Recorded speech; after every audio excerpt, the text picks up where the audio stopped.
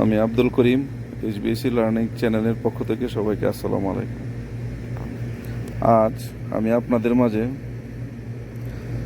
একটা প্যাকেজটা বেশি ট্রেনের 15 টনের একটা প্যাকেজ এসির কি সমস্যা হয়েছে এটা আমরা কমপ্লেন দেখার জন্য আসছি, এটা আপনাদের মাঝে তুলে ধরবো।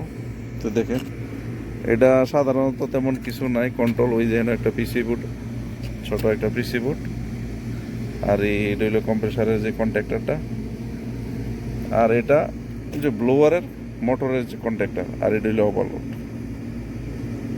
এটার মধ্যে, আর এটা হলো ওই ফলো সুইচটা, ওই যে ফলো সুইচ। এখন কি সমস্যাটা এটা আমি আপনাদেরকে দেখাবো, ইনশাআল্লাহ দেখতে থাকি। হ্যাঁ, আপনারা দেখতেছেন আমি এটা সব কিছু চেক করলাম, আসলে এখানে একটা ফল্ট পাইছি। এই ফল্টটা কি আপনারা দেখেন যে এখানে এটা হইল ব্লোয়ার মোটরের কন্ট্যাক্টরটা, যে এটা ডাবাইলে এই যে এটা হইল ওভারলোড।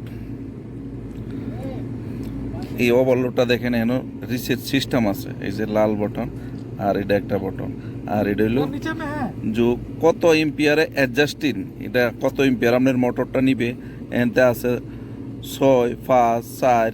তো এরকমভাবে আপনারা এম্পিয়ারটাও অ্যাডজাস্ট করতে পারবেন। দেখেন এটার হলো এরো চিহ্নটা আছে, আপনারা দেখতে পাচ্ছেন কি না, দেখেন ওই যে এরো চিহ্নটাও আছে।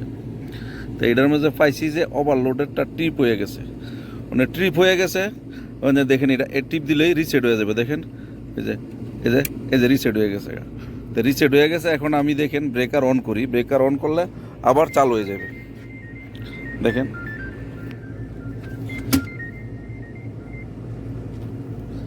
এখন ব্রেকারটা অন করছি, তে ও থার্মোস্টেটের টাইমিং আছে, এই টাইমিংয়ের পর একসাথে চলবে, অটোমেটিক রাখা, অটোর মেঝে রাখা হোক, তো এই কারণে কম্প্রেসার এবং থার্মোস্টেট একসাথেই চলবে। তো এটা রইল যে এখন একটু টাইমিং নিব। দেখেন এই জিনিসটা একটা গুরুত্বপূর্ণ চিজ আছে, আমরা এখন চালু হইতে টাইমিং নিতেছে কিছুক্ষণ, কারণ 4 মিনিট টাইমিং নিবে, তো এখন চালু হয়ে যাবে। তো এই জিনিসটা লক্ষ্য রাখেন, এটা হইলো ফলো সুইচ। দেখেন এই ফলো সুইচটা কীভাবে গেছে, এটা এই দিক দিয়ে গেছে, এই দিক দিয়ে এটা গেছে, এই দিক দিয়ে, এই জিনিসটা লক্ষ্য রাখবেন। এটা দিয়ে এই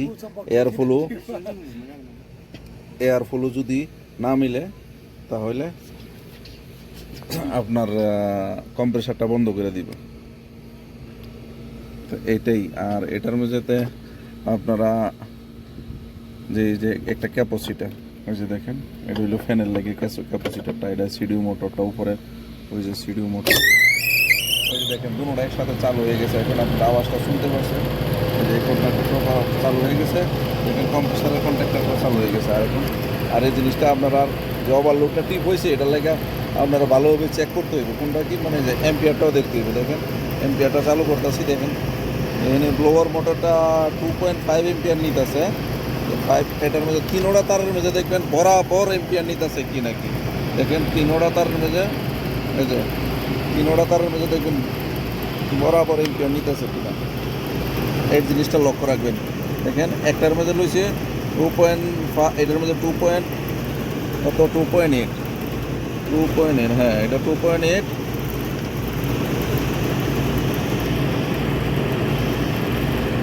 এটার মধ্যে নিতেছে 2.5। হ্যাঁ, 3টার মধ্যে দেখবেন বরাবর এম্পিয়ার নিতেছে। তো এখন যে সব কিছুই ঠিক আছে, এটাও চলতেছে, তো চলতে আছে, দেখেন সুন্দর চলতেছে। মানে কী সমস্যাটা, কেন ওভারলোডটা ট্রিপ হয়েছে, এই ওভারলোডটা কেন ট্রিপ হয়েছে এখনও আমি ফাইন্ড আউট করতে পারি নাই, কিন্তু এখন আবার বন্ধ করবো যে কেরে ট্রিপটা হয়েছে।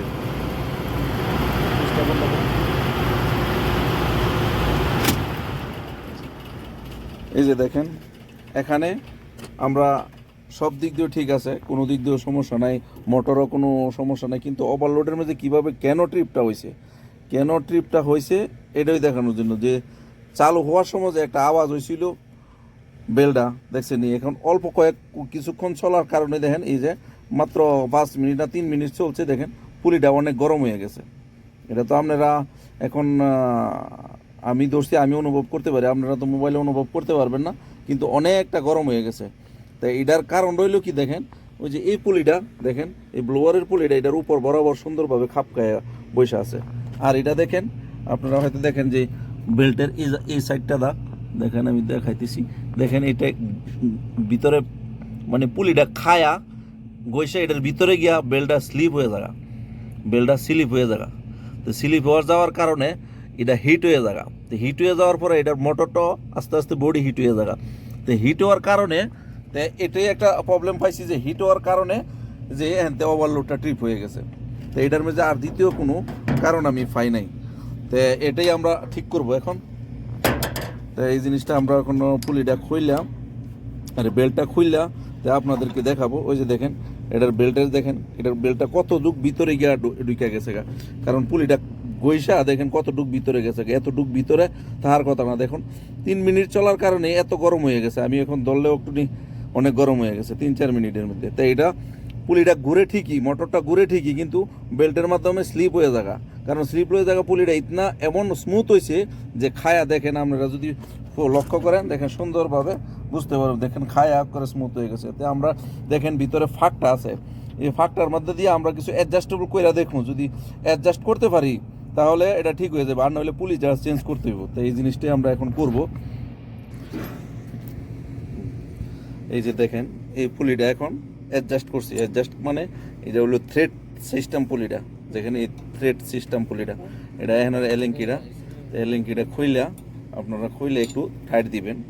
এভাবে একটা 1 থ্রেড 2 থ্রেড 3 থ্রেড থ্রেড ঘুরাই দিলে আপনারা পুলিটা অ্যাডজাস্ট হয়ে যাবে। যদি আর একটু বেল্টটা, এখন বেল্টটা দেখাও, বেল্টটা লাগাও, বেল্টটা দাও, দেখুন বেল্টটা লাগাইতেছি।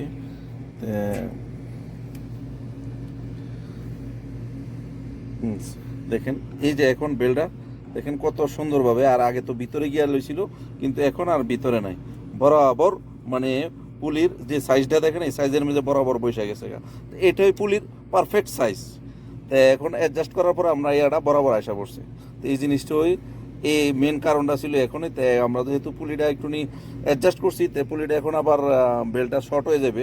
শর্ট হওয়ার কারণে আমরা এখন দেখি কতটুকু শর্ট হয়। এই যে দেখেন বেল্টটা এখন লাগবে না, অনেক টাইট হয়ে যাবে, কিন্তু এই কারণে আবার পুলিটাই কী করবে দেখেন, এই যে এখন নাটটা দিচ্ছে, তো এই নাটটা একটু উপরে নিলে বেল্টটা একটু ছোটো হয়ে গেছে যে কোনো, এটা আবার অ্যাডজাস্ট হয়ে যাবে। তো আমরা এটা অ্যাডজাস্ট করে একবারে লাগাইব। হ্যাঁ দেখেন আমরা এখন বেল্টটা অ্যাডজাস্ট করে, মোটরটা অ্যাডজাস্ট করে সুন্দর লাগিয়ে ফেলছি।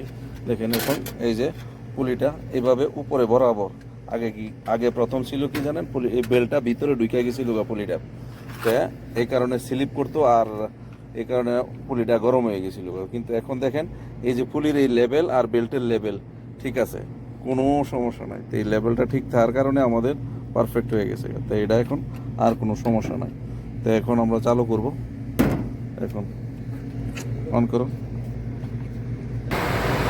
হ্যাঁ এখন ইনশাল্লাহ আমাদের ভিডিও সাকসেস হয়ে গেছে, আমাদেরও যে কাজটা ছিল এখন সুন্দরভাবে চলতেছে দেখেন। আর আপনারা সবসময় এই যে এম্পিয়ার মিটারটা লক্ষ্য রাখবেন, যেই কোনো আপনাদের প্যাকেজের ক্ষেত্রে বা এসির ক্ষেত্রে লক্ষ্য রাখবেন যে এম্পিয়ারটা সবসময় বরাবর ঠিক আছে কি নাকি, এম্পিয়ারটার দিক দিয়ে সবসময় খেয়াল রাখবেন যে এম্পিয়ারটা কত নিতেছে, এম্পিয়ারটা সবসময় খেয়াল রাখবেন। এবং যেই কোনো 3 ফেসের ক্ষেত্রে, এখন যেই কোনো 3 ফেসের ক্ষেত্রে তিনর তারটার মধ্যে লক্ষ্য রাখবেন বরাবর এম্পিয়ারটা নিতেছে কি নাকি। এখানে আমারটার মধ্যে দেখেন